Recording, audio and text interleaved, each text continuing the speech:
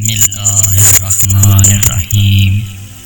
السلام علیکم ناظرین، پرانے وقتوں کی بات ہے، عراق کے ایک شخص نے حج کا ارادہ کیا، جس کے لیے اس نے دن رات محنت مزدوری کر کے حج کے لیے اس نے رقم جمع کی۔ آج کے دور کی طرح اس وقت بھی لوگ قافلے کی صورت میں روانہ ہوتے تھے۔ قافلے کے افراد کو جمع کرنے کے لیے ایک انتظار گاہ بنائی گئی تھی، جو اس کے گھر سے کچھ ہی دور تھی۔ روانگی کے روز یہ شخص گھر والوں سے اجازت لے کر نکلنے لگا۔ ابھرتے ہوئے جذبات میں سب کے آنسو نکل آئے اور سب نے اسے دعاؤں اور نیک خواہشات کے ساتھ رخصت کیا۔ اس شخص کے گھر اور انتظار گاہ کے درمیان ایک جنگل پڑتا تھا۔ یہ شخص تیز تیز قدم اٹھاتا جا رہا تھا۔ جنگل سے کچھ پہلے ایک گھر سے اچانک خاتون اور بچوں کے رونے کی آواز نے اسے چونکا دیا۔ ان آوازوں میں اتنا درد تھا کہ اس سے رہا نہیں گیا۔ وہ گھر کے قریب جا کر کان لگا کر کھڑا ہو گیا تو اس نے سنا کہ وہ خاتون رو بھی رہی تھی اور ساتھ ہی ساتھ اپنے بچوں سے کہہ رہی تھی کہ بیٹا، آج میرے پاس تمہیں کھلانے کے لیے کچھ بھی نہیں ہے۔ جو کچھ تھا وہ کل رات ہی ختم ہو گیا تھا۔ بچے بھوک اور پیاس کی شدت سے بلک بلک کر رو رہے تھے اور دوسری طرف وہ خاندان کسی غیبی مدد کا منتظر تھا۔ آخر کار اس شخص نے آسمان کی طرف نگاہیں کی اور اپنے ہاتھ بلند کر کے اللہ تعالیٰ سے کہنے لگا، یا اللہ، آج میں عجیب دہرائے پر کھڑا ہوں کہ ایک طرف تیری عظیم عبادت ہے اور دوسری طرف یہ بے بس انسان ہے۔ نہ میں تیری عبادت چھوڑ سکتا ہوں اور نہ ہی ان لوگوں کو اس حال میں چھوڑ سکتا ہوں۔ اے میرے پروردگار، تو ہی حکمت والا ہے، تو ہی میری رہنمائی کر کہ میں کیا کروں۔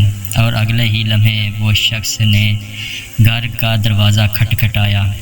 خاتون نے دروازہ کھولا تو یہ شخص بولا، بی بی، میں نہیں جانتا کہ تم لوگ کون ہو۔ میں بس ادھر سے گزر رہا تھا تو تمہارے رونے کی آواز نے مجھے رکنے پر مجبور کر دیا۔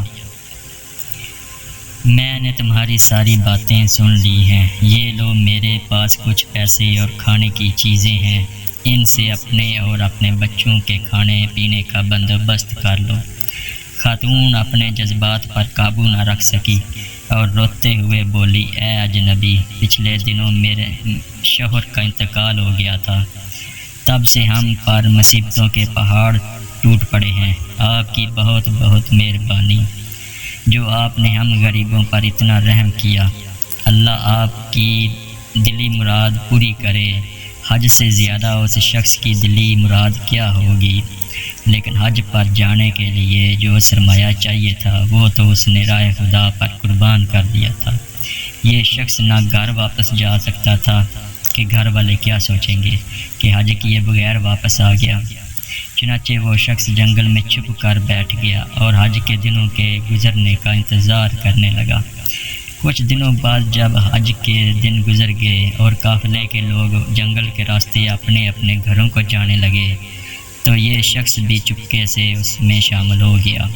تب ایک شخص سے مخاطب ہو کر بولا، جناب حج مبارک ہو، میں نے آپ کو فلاں جگہ آب زمزم پیتے دیکھا تھا۔ کچھ دیر وہاں ایک اور شخص بولا، میں نے آپ کو طواف کرتے ہوئے دیکھا تھا۔ اور ایک اور شخص بولا، میں نے آپ کو شیطان کو کنکریاں مارتے ہوئے دیکھا تھا۔ کہ ہر ایک حاجی اس کی موجودگی کی دلیلیں دینے لگا۔ یہ شخص جب گھر پہنچا تو گھر والوں نے بھی خوب استقبال کیا اور حج کی ڈھیر ساری مبارکباد دی، لیکن یہ شخص اندر ہی اندر پریشان تھا کہ میں تو حج پر گیا ہی نہیں تھا تو کیوں وہاں پر موجود ہوں۔ حاجی میرے وہاں موجود ہونے کی دلیل نہیں کیوں دے رہے تھے۔ ماجرا سمجھ سے باہر تھا۔ اسی سوچ میں اس شخص کو نیند آ گئی اور وہ سو گیا۔ خواب میں اسے بشارت ملی کہ اے نیک دل انسان، تم نے حج جیسی عظیم عبادت کو چھوڑ کر مخلوق خدا کی مدد کی ہے۔ اس کے بدلے میں اللہ تعالیٰ نے تمہاری شکل کے ایک فرشتے کو تمہاری جگہ بھیجا، اور یہی نہیں بلکہ فرشتے کے حج کا سارا ثواب بھی تجھے ہی ملے گا، اور اسی لیے ہر حاجی تمہاری موجودگی کی دلیل دے رہا تھا۔ تو دوستو، کہتے ہیں کہ اللہ تعالیٰ نیت کو دیکھتا ہے، بے شک عمل کا دار و مدار نیت پر ہے۔ اللہ تعالیٰ ہم سب کو نیک عمل کرنے اور مخلوق خدا کی عبادت کرنے کی توفیق عطا فرمائے، آمین ثم آمین۔